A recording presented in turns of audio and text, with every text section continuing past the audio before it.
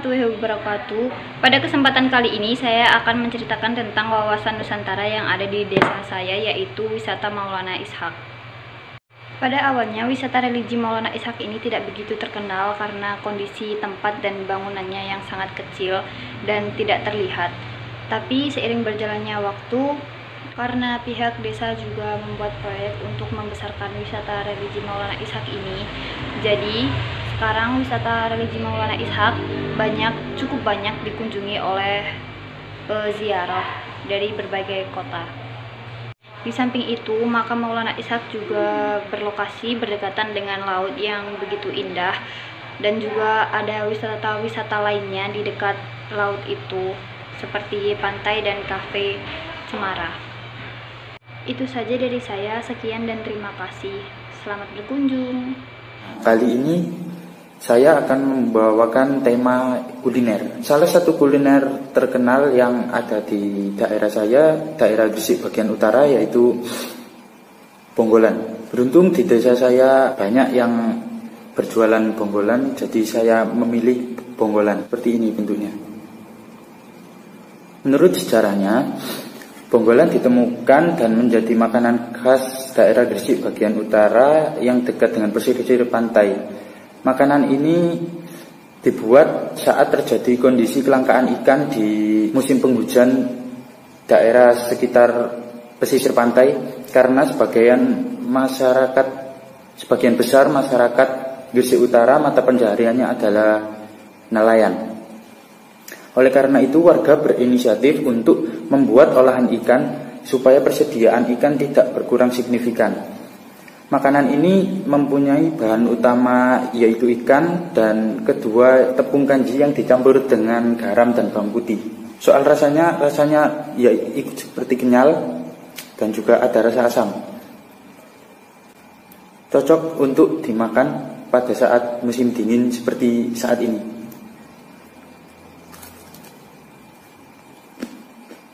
Kesempatan kali ini saya akan membuat video di daerah saya. Simak video berikut.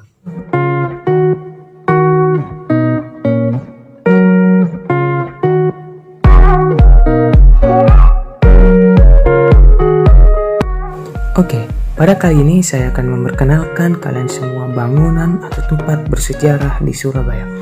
Kota Surabaya sendiri memiliki banyak sekali bangunan atau tempat-tempat bersejarah, seperti Tugu Pahlawan, Hotel Yamato, dan Monumen Kapal Selam, dan banyak lagi tempat-tempat bersejarah di kota Surabaya.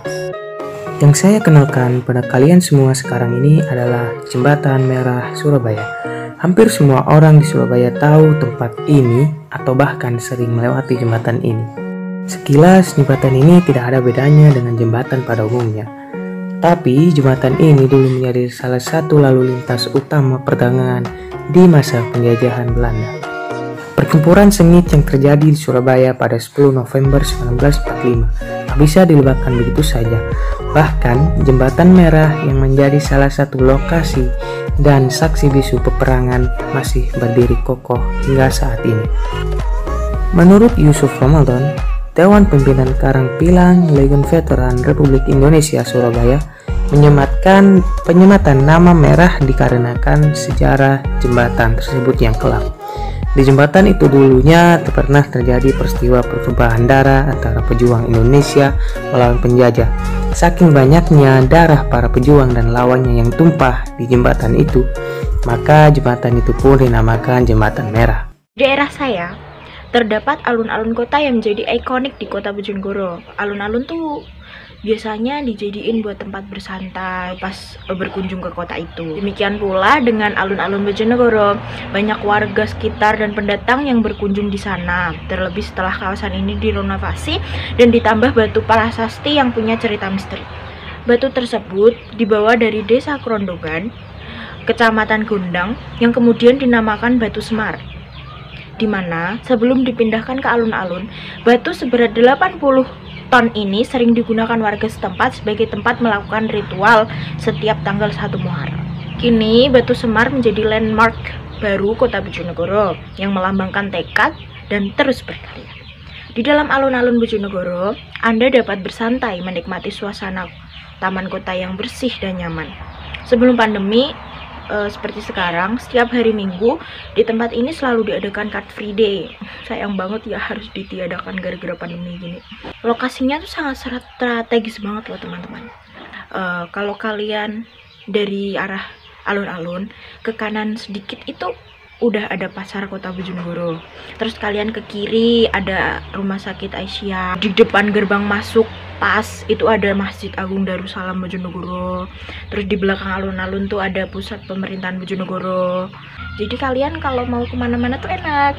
Kali ini berkesempatan untuk menceritakan salah satu monumen di kota saya, yaitu Ringin Condong.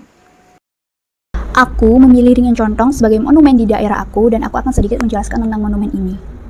Ringin Condong semula berasal dari pohon ringin atau beringin yang ditanam oleh Bupati Jombang yang pertama, Raden Adipati Arya Suwero Adiningrat pada tanggal 22 Februari 1910 yang juga bertepatan dengan peletakan batu pertama gedung pendopo Kabupaten Jombang.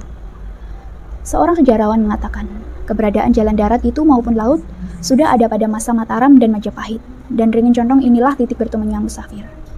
Karena titik dari sebuah jalan penghubung, maka para musafir zaman dahulu yang lelah mencari tempat teduh dan tempat yang memiliki air, hingga berteduh di pohon beringin ini. Akhirnya tempat ini menjadi persinggahan orang-orang dari barat ke timur dan sebaliknya, ungkap Nasrullah Ilahi, seorang budayawan Jombang. Pohon beringin yang kita ketahui saat ini ternyata memiliki sumber air yang besar, bahkan sampai meluber pada kala itu. Pasalnya, pohon beringin ini mampu menyimpan air yang banyak. Dengan melubernya air itu, warga memiliki inisiatif menembok sekeliling pohon agar tidak meluap. Kalau diibaratkan kacang kan dicontong. Sama halnya ini diberi tembok dengan maksud dicontong, supaya air tidak bisa keluar, walaupun tembok yang mengelilinginya itu tidak bulat, jelasnya. Masih dalam cerita Ringin Condong, pasti masyarakat Jombang tidak asing dengan keberadaan menara air yang besar, tepat di area pohon beringin. Menara megah dengan kombinasi warna kuning itu diperkirakan dibangun sejak keberadaan kolonial Belanda ada di Jombang. Saya rasa kapturing atau tandon air ini dibangun saat zaman Belanda. Pasalnya lebih modern, apalagi orang Belanda pandai dalam manajemen perairan, katanya. Cak Nas menyebut, pembuatan tandon air itu untuk mempermudah penyaluran air dan dapat menjangkau keseluruhan wilayah Jombang. Selain itu, pihaknya memprediksi bahwa kandungan air yang ada adalah air artesis. Kemungkinan air yang ada di Ringin Condong itu air artesis, karena memiliki tekanan ketas sehingga mudah mengalir ke atas. Dan ini menjadi awal mula pergerakan PDAM Jombang, imbuhnya.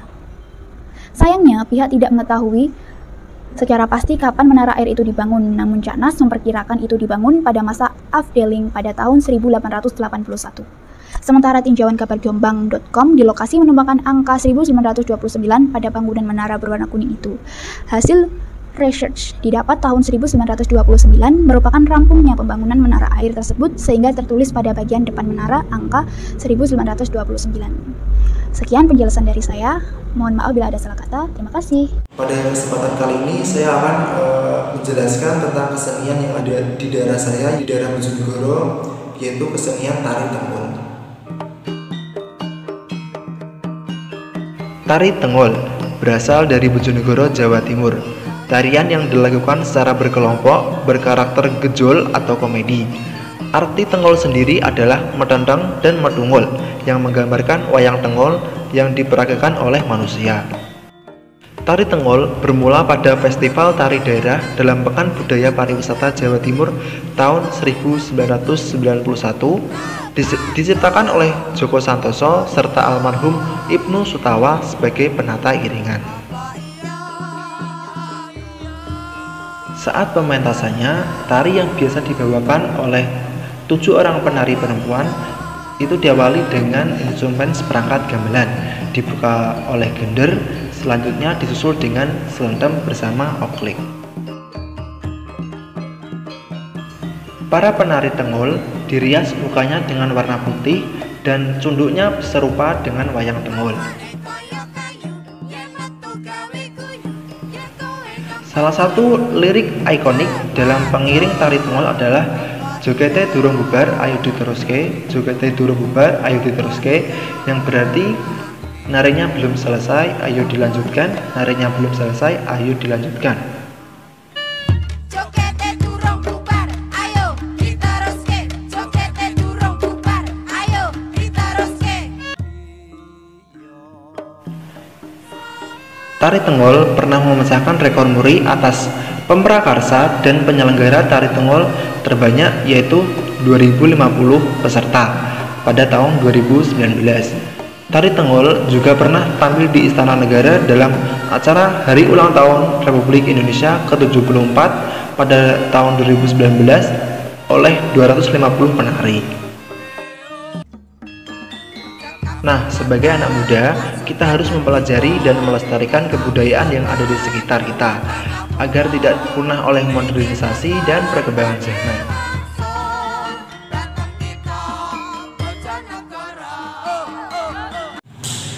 Demikian yang dapat saya sampaikan, kurang lebihnya mohon maaf.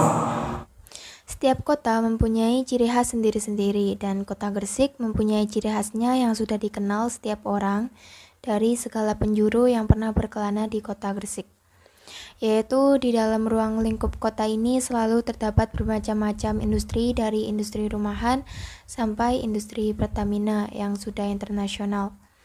Dan industri yang paling mencolok di sana yaitu semen Gresik, yang produknya sudah dipakai seluruh masyarakat Indonesia. Apalagi Gresik saat ini menambah fasilitas-fasilitas baru yang masih dalam tahap pembangunan seperti pelabuhan internasional dan stadion. Oleh karena itu, kota Gresik biasa disebut kota industri. Selain mempunyai ciri khas kota industri, Gresik juga sering disebut kota santri dan kota budak. Tari Gandrung merupakan sebuah tarian perwujudan rasa syukur setelah panen telah tiba. Awalnya, tari Gandrung ini ditarikan oleh para laki-laki saja. Dan di zaman dulu, tarian ini digunakan sebagai media upacara dan laki-laki dianggap sebagai media sakral. Pada masa kolonial, tarian Gandrung ini dianggap sebagai media yang bisa menyatukan masyarakat Belambangan saat melawan VOC. Dan dengan seiringnya waktu, tarian ini berkembang dan menjadi tarian tradisional di Jawa Timur yang sekarang bisa dibawakan oleh perempuan juga. Dan ada 3 bagian dari tarian ini. Di bagian pertama disebut dengan gerakan jejer, di mana penari ini bisa menari secara berkelompok atau sendiri. Dan di gerakan kedua bisa disebut dengan gerakan paju. Pada bagian ini, penari akan menarik tamu untuk ikut menari bersama.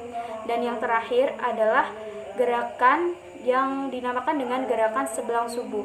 Di bagian ini, penari bergerak lebih lambat dengan iringan musik yang sedih dan kalem. Sekian penjelasan singkat dari saya. Mohon maaf jika masih banyak kesalahan kata. Di Mojokerto terdapat banyak sekali tempat wisata yang menarik dan bersejarah. Salah satunya adalah Candi Bajang Ratu. Candi Bajang Ratu adalah sebuah gapura atau candi peninggalan Kerajaan Majapahit yang berada di Desa Temon, Kecamatan Trowulan, Kabupaten Mojokerto. Candi Bajang Ratu menempati area yang cukup luas. Seluruh bangunan candi dibuat dari batu bata merah, kecuali anak tangga dan bagian dalam atapnya. Sehubungan dengan bentuknya, yang merupakan gapura beratap, Candi Bajang Ratu menghadap kedua arah, yaitu timur dan barat. Ketinggian candi sampai pada puncak atap adalah 16 meter dan panjangnya 6,74 meter.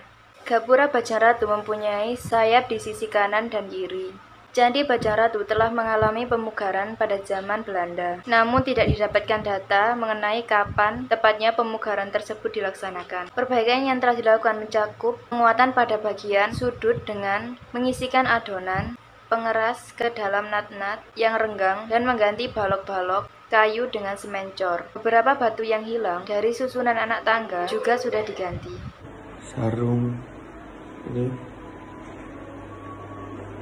Sarung ini mungkin dari Yaman, tapi ini di daerah Indonesia sudah mempunyai motifnya masing-masing dan sudah menjadi budaya Indonesia. Dan sarung ini sering dipakai oleh santri-santri pada zaman dahulu, bahkan pernah menjadi bentuk perlawanan terhadap budaya Barat. Terima kasih.